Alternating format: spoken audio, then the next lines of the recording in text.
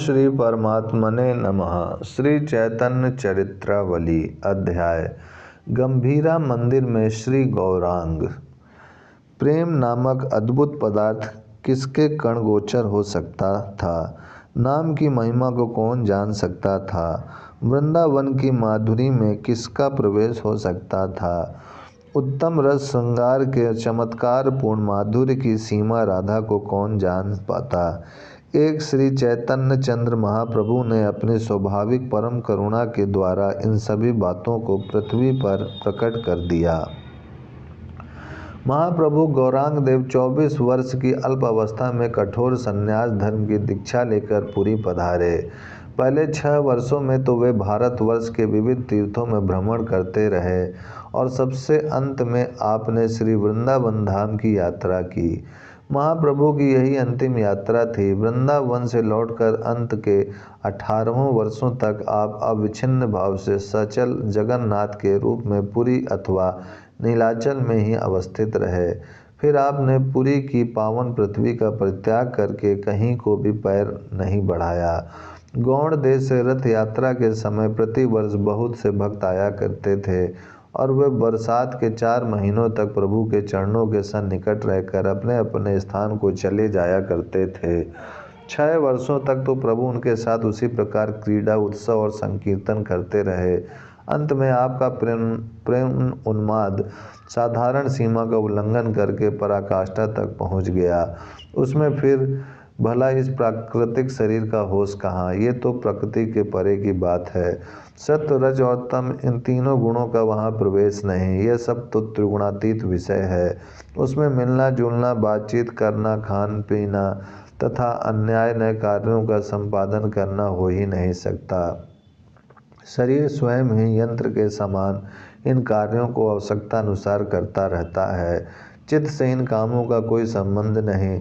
चित्त तो अविच्छिन्न भाव से उसी प्रियतम की रूप माधुरी का पान करता रहता है।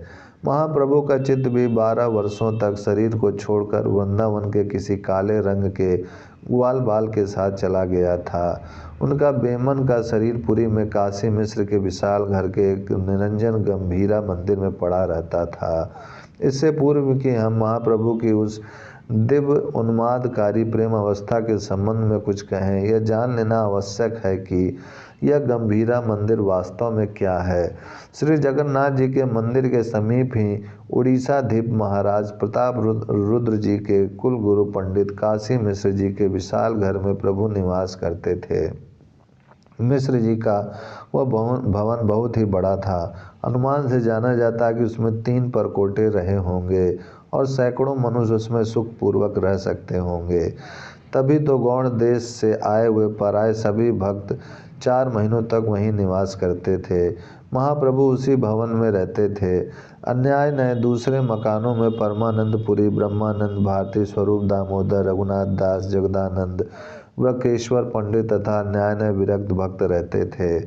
महाप्रभु सदा से ही एकांत प्रिय थे। उन्हें भीड़ भाड़ में विशेष रहना अरुचिकर था। उसी भवन में एकांत में एक गुफा की तरह छोटा सा स्थान था। वह कोलाहल शून्य एकदम निर्भत और निर्भय मंदिर था। महाप्रभु जब सबसे पृथक होकर एकांत की इच्छा करते तब उस निभृत मंदिर में जाकर विश्राम करते। उसका दरवाज़ा इतना छोटा था कि एक आदमी ही उसमें संकोच के साथ घुस सकता था। महाप्रभु जब थक जाते या भीड़ भाड़ से उब जाते तो उसमें जाकर सो जाते। महाप्रभु जैसे भक्त वत्सल और कृपालु स्वामी थे, उसी प्रकार का सच्चा स्वामी भक्त उन्हें गोविंद नामक सेवक भी प्राप्त हुआ था। गोविंद का महाप्रभु के प्रति वात्सल्य का भाव था। वह निस्वार्थ भाव से बड़ी ही तत्परता के साथ प्रभु के शरीर की खूब ही देख रेख रखता। एक दिन महाप्रभु संकीर्तन से श्रांत होकर गंभीरा के दरवाजे पर पड़कर सो रहे। नियम अनुसार गोविंद आया और उसने कहा, प्रभु मैं शरीर की मालिश करूंगा, मुझे भीतर आने दीजिए।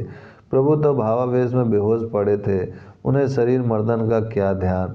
2-4 बार प्रार्थना करने पर आपने पड़े ही पड़े कह दिया, आज नहीं, जाओ सो रहो। गोविंद ने विनती भाव से कहा, प्रभु मेरा नित्य का नियम है, मुझे आज सेवा से वंचित ना कीजिए। प्रभु ने झुंझलाकर कहा, नहीं, यह सब कुछ नहीं, शरीर में बड़ी पीड़ा हो रही है। मुझसे उठा नहीं जाता, जाकर सो रहो। गोविंद ने फिर अत्यंत ही विनती भाव से कहा, प्रभु थोड़े हट जाएं, बस मैं एक पैर देकर ही भीतर आ जाऊंगा, मुझे नींद न आवेगी। प्रभु ने अत्यंत स्नेह से कहा, भैया गोविंद, मुझ में हिलने की भी सामर्थ्य नहीं। सेवा परायण स्वामी भक्त सेवक क्या करता? सेवा करना उसका प्रधान कर्तव्य है।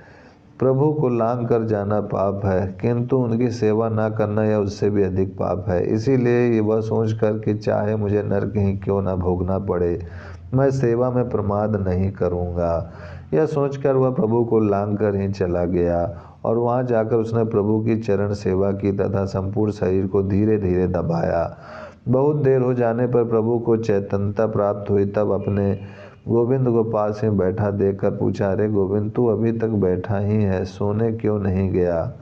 ओम शांति शांति शांति।